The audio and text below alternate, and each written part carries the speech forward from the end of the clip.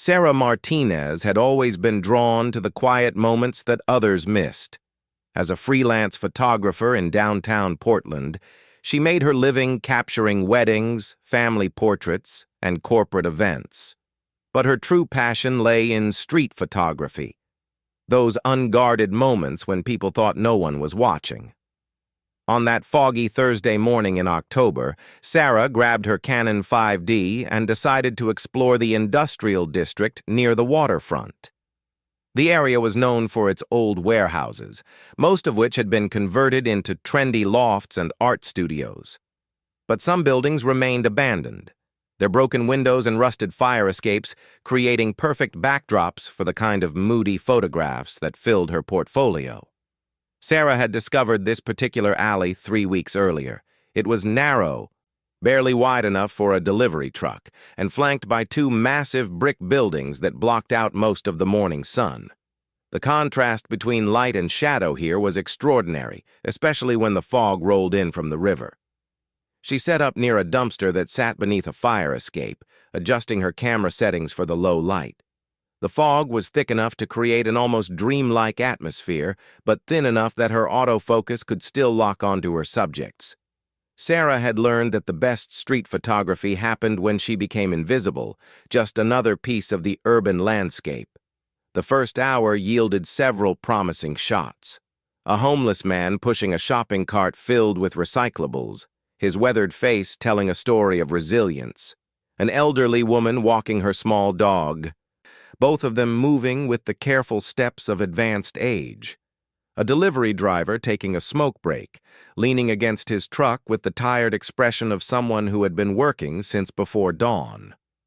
Sarah moved deeper into the alley, following the play of light as it shifted with the fog. She noticed that the building on her right had several broken windows on its third floor. Through her telephoto lens, she could see into what appeared to be an empty office space. The morning light streaming through the dirty glass created interesting patterns on the floor inside. She was adjusting her position to get a better angle when she heard voices. Two men were walking toward her from the far end of the alley, their conversation echoing off the brick walls. Sarah instinctively stepped back into the shadow of the fire escape. Not because she was doing anything wrong, but because she had learned that people behaved more naturally when they didn't notice a camera pointed in their direction. The men were well-dressed, which seemed odd for this part of the industrial district. One wore a navy blue suit that looked expensive, even from a distance. The other was in a gray overcoat that hung perfectly on his tall frame. They walked with purpose, not like tourists or artists who might wander into this area looking for inspiration. Sarah raised her camera and began taking shots through the telephoto lens. The fog provided excellent cover, and the men were far enough away that they wouldn't hear the soft click of her shutter. She captured them as they stopped near the loading dock of the building with the broken windows, their body language suggesting serious conversation. Through her viewfinder, Sarah watched as the man in the navy suit pulled out his phone and made a call. His companion lit a cigarette and leaned against the loading dock door. There was something about their behavior that made Sarah's journalistic instincts tingle. These weren't casual visitors to the neighborhood. As she continued photographing, Sarah noticed a black sedan parked at the mouth of the alley behind the two men. She hadn't seen it when she first arrived, which meant it had appeared after she started shooting. The windows were tinted dark enough that she couldn't make out anyone inside, but the engine was running. She could see the exhaust mixing with the fog. The man with the phone finished his call and said something to his companion. Sarah adjusted her zoom to get a closer shot of their faces, making sure to keep her movements slow and deliberate. The last thing she wanted was to attract their attention. That's when she saw the gun. It happened so quickly that she almost missed it. The man in the gray overcoat opened his jacket slightly, revealing a shoulder holster. It wasn't a careless movement. It seemed deliberate, like he was showing his companion that he was armed. Sarah's finger automatically pressed the shutter, capturing the moment. Her heart started beating faster. Sarah had photographed police officers, security guards, and even some private investigators over the years. She knew what a professional weapon looked like, and this wasn't someone playing dress-up. These men were serious about whatever business they were conducting. The fog began to thin as the morning progressed, and Sarah realized she was becoming more visible in her hiding spot. She needed to move, but she also didn't want to miss whatever was about to happen. Her photographer's instincts told her that this was the kind of moment that could make a career, if she was smart about it. She carefully repositioned herself behind a large industrial trash container, using its bulk to shield her from view while maintaining a clear line of sight to the two men. From this new angle, she could also see more of the black sedan, including its license plate. Sarah made a mental note of the numbers and letters, a habit she had developed during her brief stint photographing for a local newspaper's crime beat. The men were joined by a third person who emerged from the building with the broken windows. This newcomer was different from the others. Younger, maybe in his late 20s, with the kind of nervous energy that suggested he wasn't comfortable with whatever was happening. He kept glancing around the alley as if expecting trouble. Sarah zoomed in on the newcomer's face, noting the sweat on his forehead despite the cool morning air. His clothes were casual, jeans, a flannel shirt, and worn sneakers that looked like they had seen better days.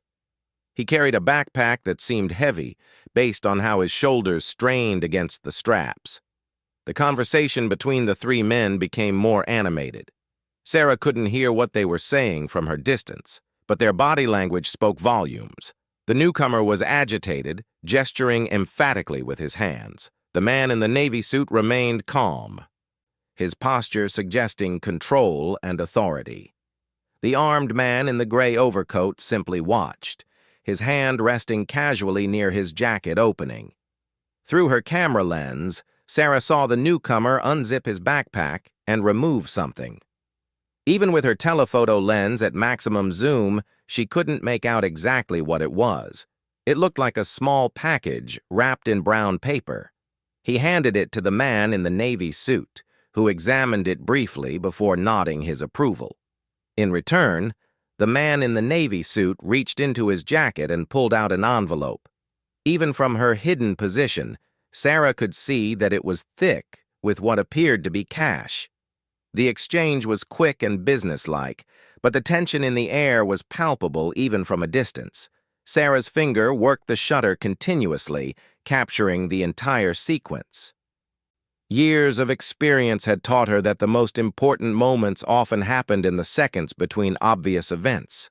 The slight hesitation before the handoff, the way the armed man scanned the alley during the exchange, the visible relief on the newcomer's face when the envelope changed hands. These were the details that told the real story. After the exchange, the newcomer quickly walked back toward the building, his empty backpack now hanging loosely from his shoulders. The two well-dressed men remained in the alley, apparently waiting for something else. The man in the navy suit opened the envelope and counted its contents, while his armed companion continued his vigilant watch. Sarah realized she had been holding her breath and slowly exhaled, trying to calm her nerves. She had stumbled onto something significant, but she wasn't sure exactly what. Drug deal, money laundering, corporate espionage, whatever it was, she had documented it thoroughly. The black sedan's engine noise changed, and Sarah saw it begin to move slowly down the alley toward the two men. This was clearly a planned pickup, not a coincidental arrival. She adjusted her camera settings for the changing light conditions as the fog continued to lift. As the sedan approached, Sarah noticed something that made her blood run cold. There was a fourth person in the alley, someone she hadn't seen before. A figure in dark clothing was moving along the fire escape of the building opposite her position. The person was 3 stories up, moving carefully from window to window. Sarah's training kicked in. She divided her attention between the sedan, the 2 men below, and the figure on the fire escape. Something was about to happen, and she was in the perfect position to document it. She switched to rapid-fire mode, knowing that whatever occurred would happen quickly. The sedan stopped next to the two men, and the rear window rolled down. Sarah couldn't see who was inside, but she could tell that a conversation was taking place. The man in the navy suit leaned closer to the window, apparently receiving instructions or information. Meanwhile, the figure on the fire escape had reached a position directly above the scene. Sarah zoomed in and was surprised to see that it was a woman dressed in black tactical gear. She was young, maybe early 30s, with short dark hair and the kind of focused intensity that suggested professional training. Sarah's mind raced. Was this woman law enforcement conducting surveillance, a rival criminal organization planning an ambush, or something else entirely? She continued photographing, knowing that these images might be crucial evidence of whatever was unfolding. The conversation at the sedan concluded, and the window rolled back up. But instead of driving away, the car remained in position. The two men stepped back from the vehicle but didn't leave the alley. It was as if they were all waiting for something specific to happen. The woman on the fire escape reached into a bag she carried and pulled out what looked like a camera with a large telephoto lens. She was photographing the scene below just as Sarah was doing. The realization hit her like a physical blow. She wasn't the only one documenting this meeting. Someone else was watching the watchers. Sarah felt a chill that had nothing to do with the October morning air. If there were multiple parties surveilling this exchange, then the stakes were higher than she had initially thought. She was no longer just a photographer who had stumbled onto an interesting scene. She was a witness to something that apparently warranted professional surveillance. The fog was now thin enough that Sarah began to worry about her own visibility. If the woman on the fire escape was using professional surveillance equipment, she might spot Sarah's position. But leaving now would mean abandoning what could be the most important photographs of her career. She made a decision to stay, but moved to an even more concealed position behind the trash container. From here, she could still see the main scene while remaining hidden from the fire escape. It wasn't the perfect angle, but it would have to do.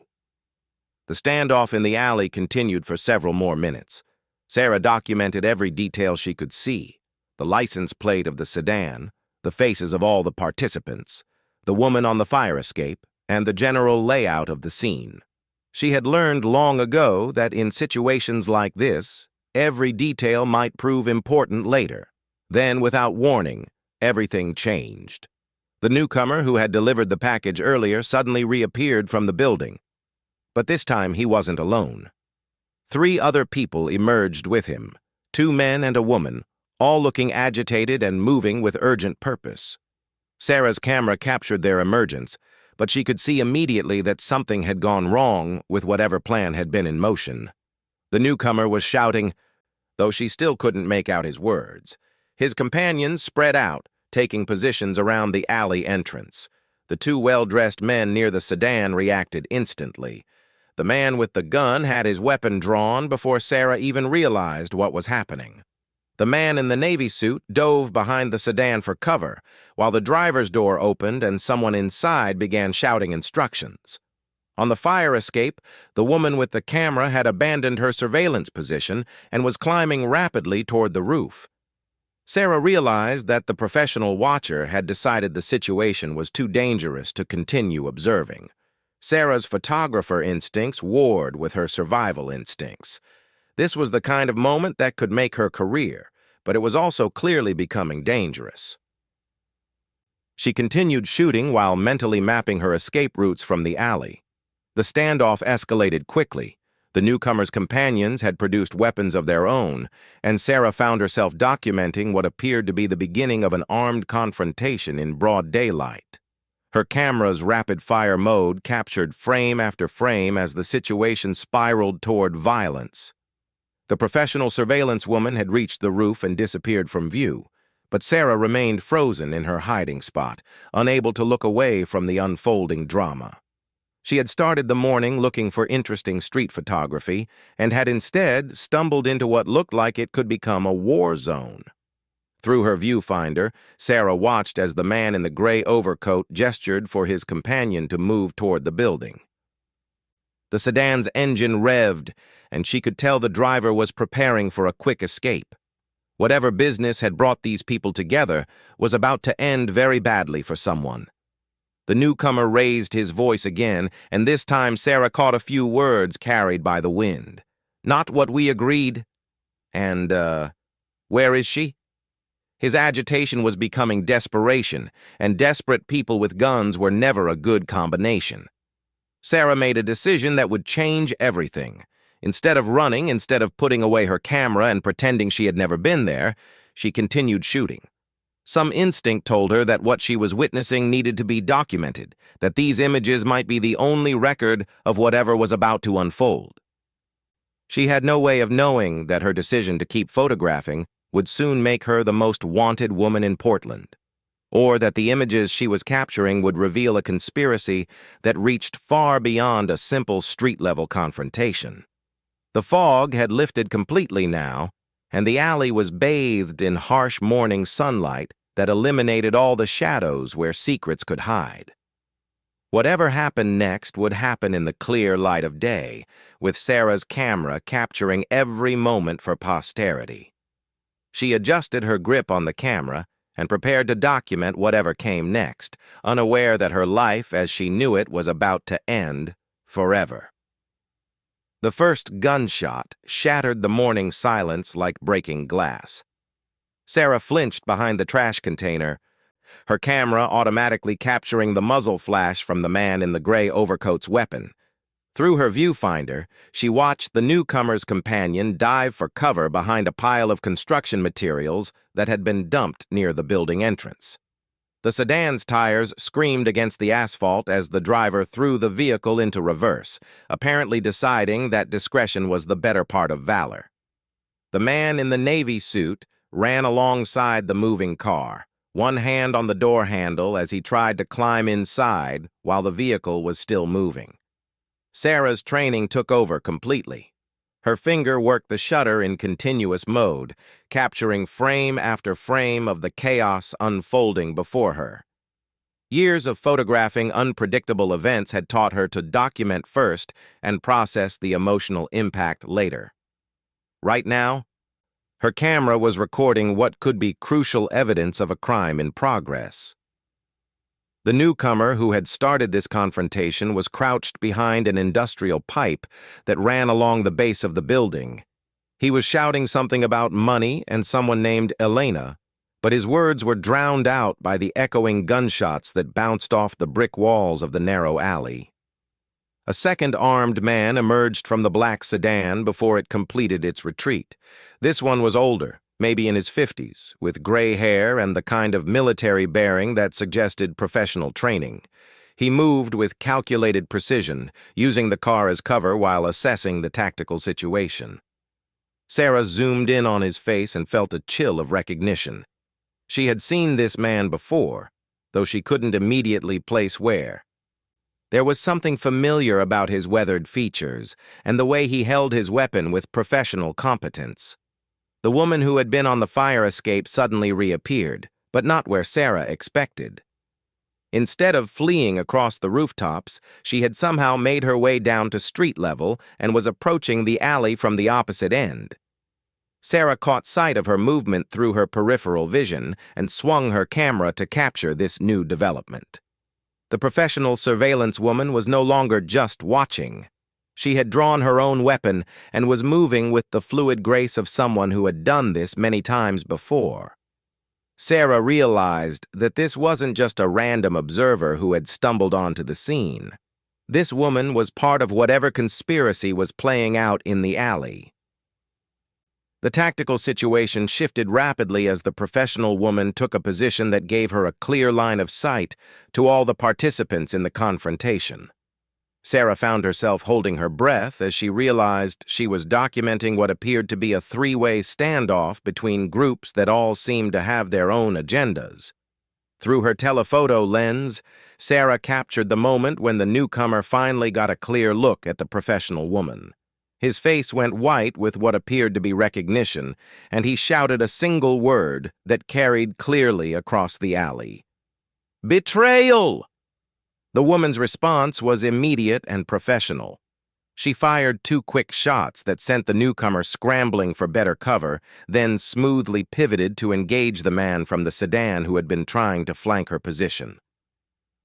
Sarah's camera captured the entire sequence, frame by frame, like a violent ballet performed with deadly weapons. The man in the gray overcoat had taken cover behind a loading dock door, but his position was being compromised by the woman's tactical movement. Sarah watched through her lens as he made the decision to abandon his cover and make a run for the building entrance where the newcomer had originally emerged. This tactical movement brought him directly into Sarah's line of sight, and for a terrifying moment, she thought he had spotted her hiding place. But his attention was focused entirely on the professional woman who was systematically eliminating his options for cover and escape. Sarah's camera captured the moment when the gray-coated man reached the building entrance and discovered that the door was locked. His face showed the realization that he was trapped in the alley with limited cover and a professional operator who clearly knew exactly what she was doing. The standoff had now evolved into a strategic game of chess played with bullets and urban terrain. The professional woman controlled the alley entrance, cutting off the primary escape route. The older man from the sedan had positioned himself to control the loading dock area, while the newcomer and his remaining companion were pinned down near the building entrance. Sarah realized she was witnessing something far more complex than a simple street-level confrontation. The professional nature of the surveillance woman's tactics, combined with the obvious training of the older man from the sedan, suggested this was connected to something bigger than a local criminal dispute. Her camera continued its automatic documentation as she tried to piece together what she was seeing. The newcomer had mentioned someone named Elena and seemed to believe he had been betrayed by someone he trusted. The professional woman clearly knew him personally, based on his shocked reaction to seeing her. And the men from the sedan appeared to be operating with the kind of resources and training that suggested government or corporate backing. The pieces of the puzzle began forming a picture that made Sarah's stomach clench with fear. She wasn't just documenting a street crime. She was capturing evidence of what appeared to be a covert operation that had gone wrong. The tactical situation deteriorated further when additional vehicles arrived at both ends of the alley. Sarah heard the engines before she saw them, and her camera swung to capture the arrival of 2 more black sedans that sealed off any remaining escape routes.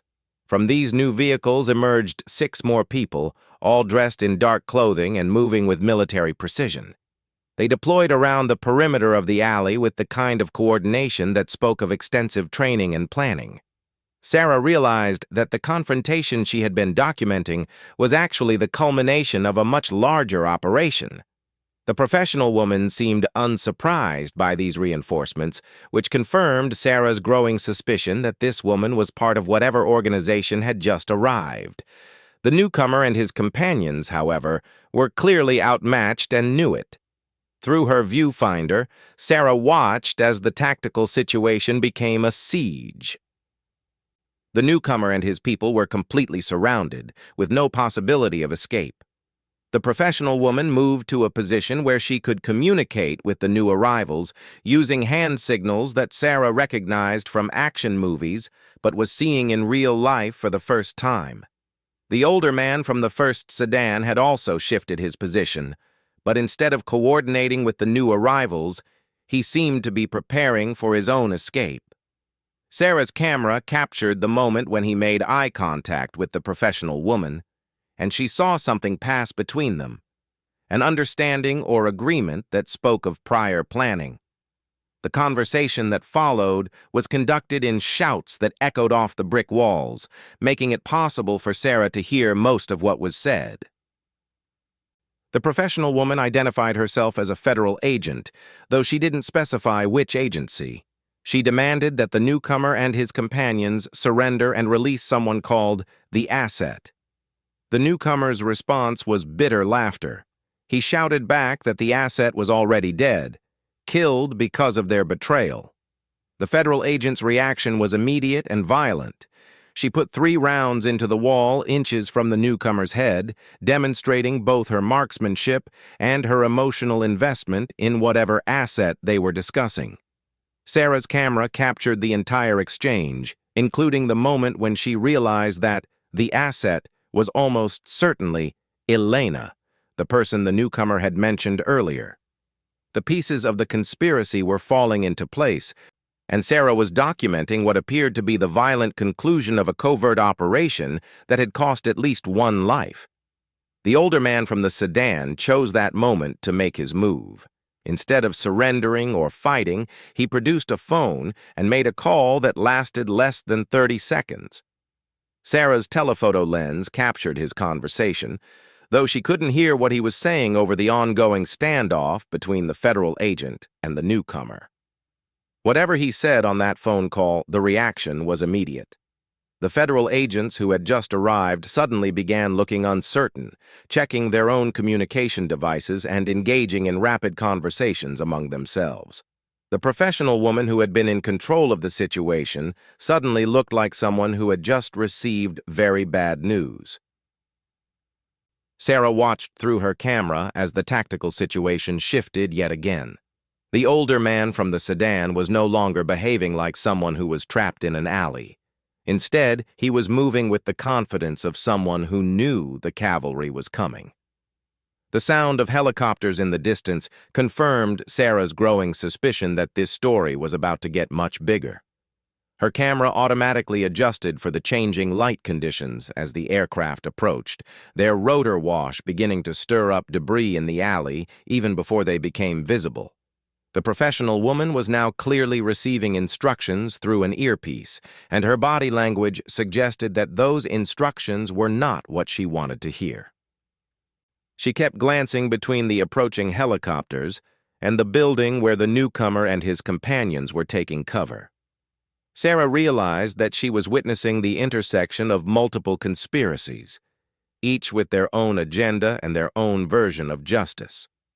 The federal agents, the newcomer's group, the mysterious older man, and now whoever was arriving by helicopter, all had stakes in whatever Elena had been involved in before her apparent death. The first helicopter became visible above the alley, and Sarah's camera captured the moment when rappelling ropes dropped from its side doors. The tactical situation was about to become even more complex, with a 4th group entering what was already a 3-way standoff. Through her telephoto lens, Sarah watched as the first figures began sliding down the ropes. These new arrivals were dressed differently from the federal agents. Their gear was newer, more expensive, and bore no visible identification marks. They moved with the precision of elite military units, but without any of the badges or insignia that would identify them as official forces. The professional woman made a decision that surprised everyone in the alley. Instead of coordinating with either the federal agents or the new helicopter team, she began moving toward the building where the newcomer was hiding. Her weapon was holstered, her hands visible, in what appeared to be an attempt to negotiate directly with the people she had just been shooting at. Sarah's camera captured the conversation that followed, though she could only hear fragments over the noise of the helicopters. The professional woman was apparently offering the newcomer a deal. Safe passage in exchange for information about Elena and whatever operation had gone wrong. The newcomer's response was to emerge from his hiding place with his hands raised, but his face showed the expression of someone who knew he was probably walking to his death. His remaining companions stayed in cover, apparently unwilling to trust the federal agent's offer of safe passage. That's when Sarah noticed something that made her blood run cold. One of the tactical team members rappelling from the helicopter was scanning the alley with what appeared to be thermal imaging equipment. If they were looking for heat signatures, her hiding place behind the trash container would provide no protection at all. She had to make a choice: abandon her position and flee, potentially losing the most important story of her career, or stay hidden and risk being discovered by what appeared to be a professional military unit with unknown intentions. Sarah chose to stay. Her photographer's instincts told her that whatever was about to happen would be the climax of the story she had been unconsciously documenting all morning. She adjusted her camera settings for the changing tactical situation and prepared to capture whatever came next. The helicopter team reached the ground and immediately began securing the perimeter. Their movements were so professional that Sarah realized these were not regular military or law enforcement personnel. These were specialists, the kind of people who were called in when situations had moved beyond normal official channels. The conversation between the professional woman and the newcomer had reached some kind of conclusion. Sarah watched through her viewfinder as the newcomer handed over a small device, possibly a phone or data storage unit, and in return received what appeared to be a set of credentials or identification papers. But the exchange was interrupted by the arrival of the helicopter team's commanding officer, a tall man with silver hair who moved with the authority of someone accustomed to being obeyed without question. His arrival changed the dynamic in the alley once again, and Sarah could see that even the professional federal agent was deferring to his authority. The silver-haired commander surveyed the scene with the clinical efficiency of someone who had dealt with similar situations many times before. He spoke briefly with the federal agent, consulted a device that looked like a military-grade tablet, and then issued orders that sent his team spreading throughout the alley with obvious purpose. Sarah's camera captured the moment when one of the tactical team members pointed directly at her hiding place. Her heart stopped as she realized that their thermal imaging had indeed detected her presence, and her morning of invisible observation was about to come to a very abrupt end. The last thing her camera recorded before everything went dark was the sight of 3 heavily armed figures moving toward her position with the kind of professional efficiency that suggested they had done this many times before. Sarah's career as an anonymous street photographer was over, but her role in this conspiracy was just beginning. The tactical team member's voice was surprisingly gentle when he spoke. "Ma'am, I need you to put the camera down and come out slowly. Keep your hands where I can see them." Sarah's mind raced as she realized her options had dwindled to exactly 0. 3 armed figures in military gear were positioned around her hiding spot, and there was nowhere to run in the narrow alley. Her camera felt impossibly heavy in her hands as she considered her next move. "I'm a photographer," she called out, her voice steadier than she felt. "I'm not part of whatever this is. I was just taking pictures." The response came from a different voice, this one belonging to the silver-haired commander who had arrived by helicopter. "Ms. Martinez, we know exactly who you are and what you've been doing for the past 2 hours. Please come out so we can discuss this civilly." The fact that they knew her name sent a chill down Sarah's spine. She hadn't identified herself to anyone, which meant they had either been watching her longer than she realized, or they had resources that could identify her from a distance. Neither possibility was comforting. Sarah slowly stood up from behind the trash container, her camera held away from her body to show she wasn't using it as a weapon. The 3 tactical team members maintained their positions but didn't seem immediately threatening. Their weapons were ready but not directly pointed at her. The silver-haired commander approached with the confident stride of someone who was accustomed to being in control of complex situations. Up close, Sarah could see that his gear was even more sophisticated than she had initially noticed. This wasn't standard military or law enforcement equipment. It was the kind of gear that suggested unlimited budgets and access to cutting-edge technology. "Ms. Martinez," he said, extending his hand in a gesture that seemed almost absurdly normal given the circumstances. "I'm Colonel Davidson. I apologize for the dramatic introduction, but we need to discuss what you've witnessed this morning." Sarah didn't shake his hand. "I haven't witnessed anything except what appeared to be a criminal confrontation. If you're law enforcement, I'll be happy to provide a statement through proper channels." Colonel Davidson's smile was understanding, but not particularly warm. "I'm afraid the situation is considerably more complex than that. You've inadvertently documented the conclusion of a 3-year intelligence operation involving multiple federal agencies and several foreign nationals. The images on your camera contain classified information that could compromise ongoing operations and endanger lives. The professional woman who had been conducting the standoff approached their group, her weapon now holstered, but her demeanor still alert. "Colonel, we have a problem. The asset's backup drive wasn't with the subject. Elena hid it somewhere before they killed her." This new information seemed to shift the entire dynamic of the situation. Colonel Davidson's attention focused entirely on the professional woman, and Sarah could see that whatever Elena had hidden was apparently more important than a street photographer's accidental documentation.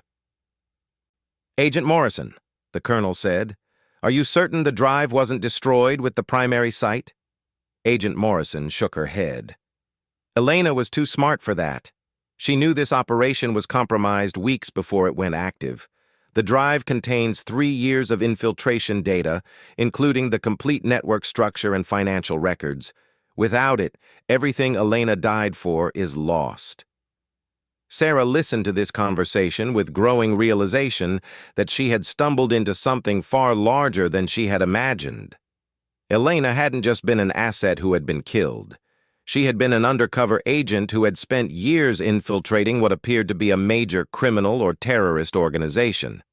The newcomer who had started the confrontation was now sitting on the ground with his hands zip-tied behind his back, but he was still talking.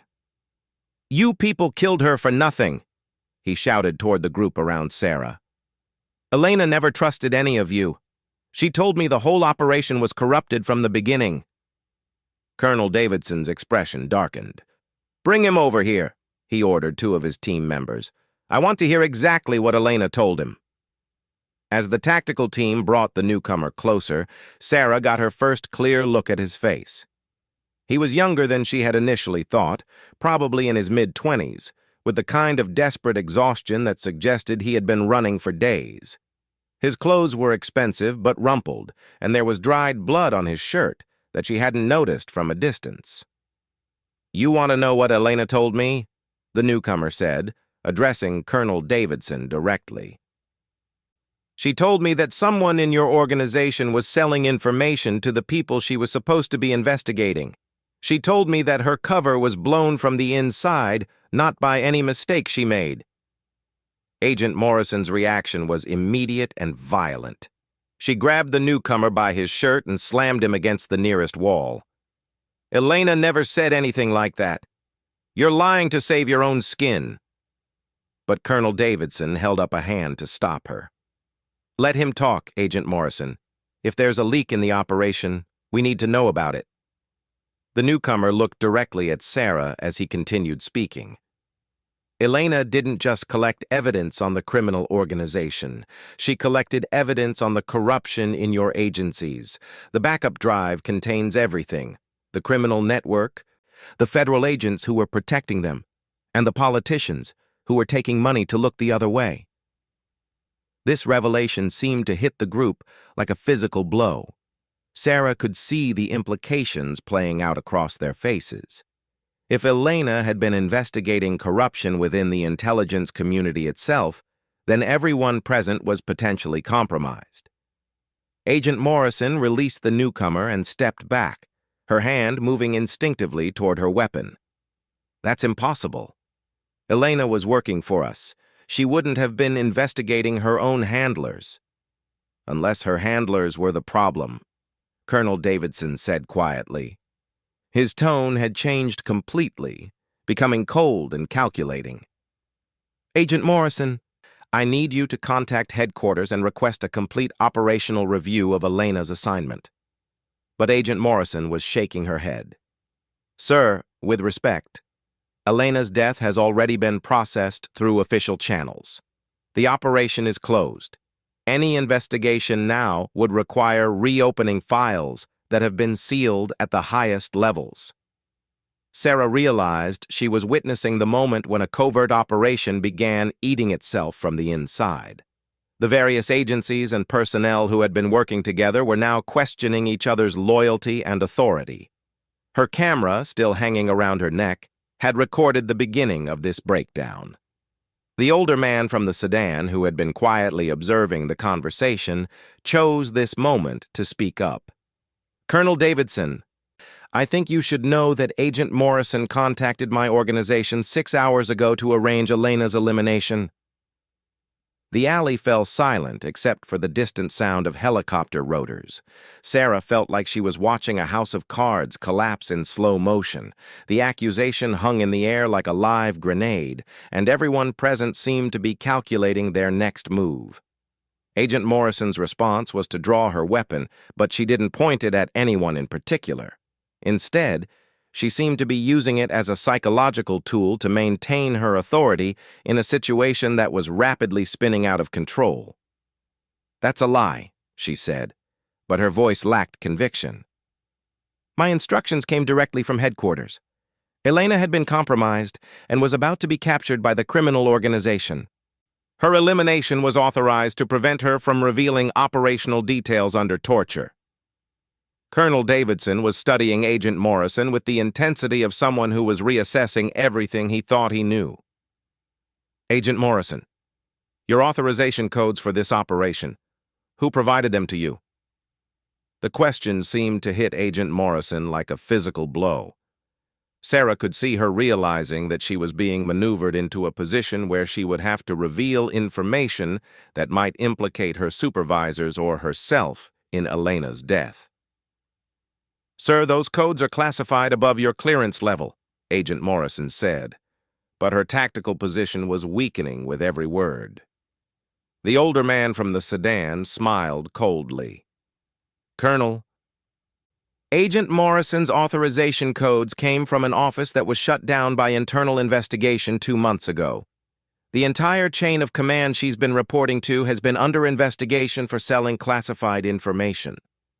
Sarah felt like she was watching a spy movie, except the consequences were real, and the people involved were making life-and-death decisions based on information that might or might not be accurate. Her photographer's eye was automatically cataloging the body language and facial expressions of everyone present, even though her camera was no longer recording.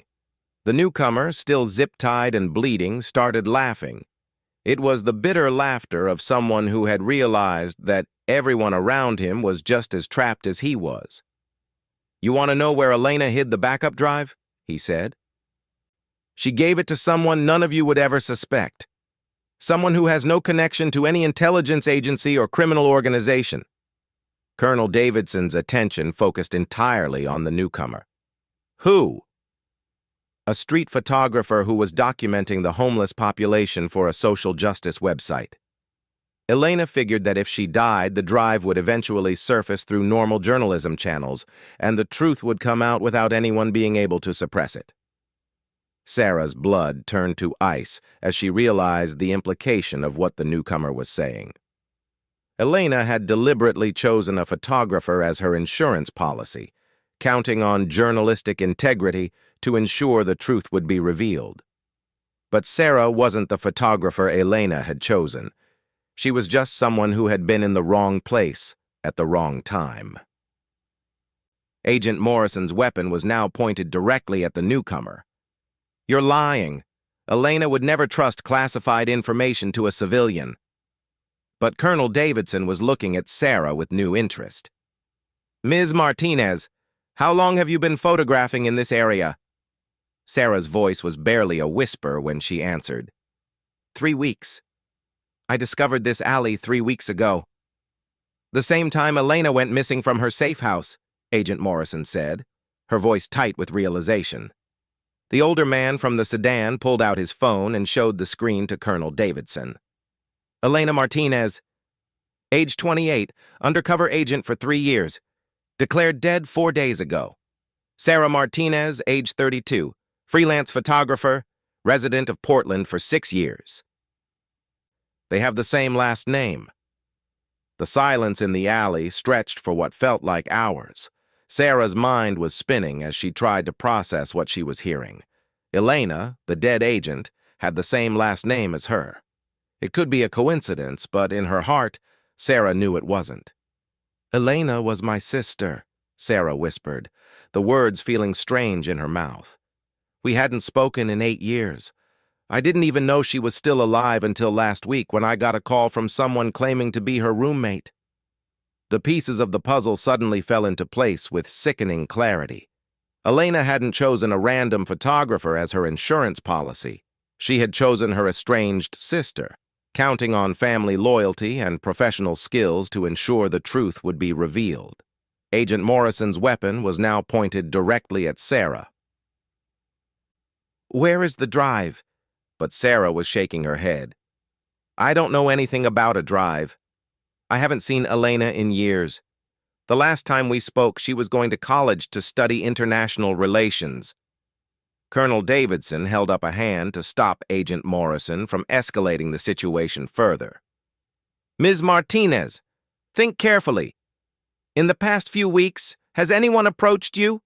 Any unusual packages or messages? Any contact that seemed out of the ordinary?"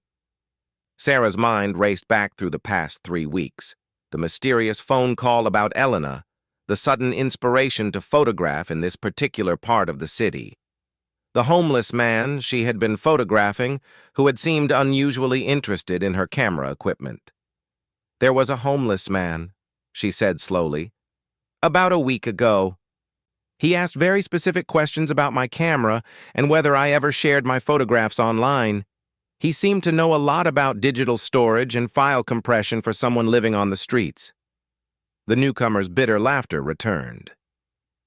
Elena was brilliant.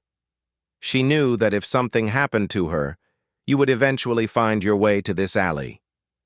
She's been watching you for weeks, waiting for the right moment to make contact. Agent Morrison's weapon was trembling in her hands. "This is impossible. Elena was under constant surveillance. She couldn't have had any contact with outside civilians." "Unless she had help from someone inside the organization," Colonel Davidson said quietly. "Someone who could provide her with resources and cover for unauthorized activities."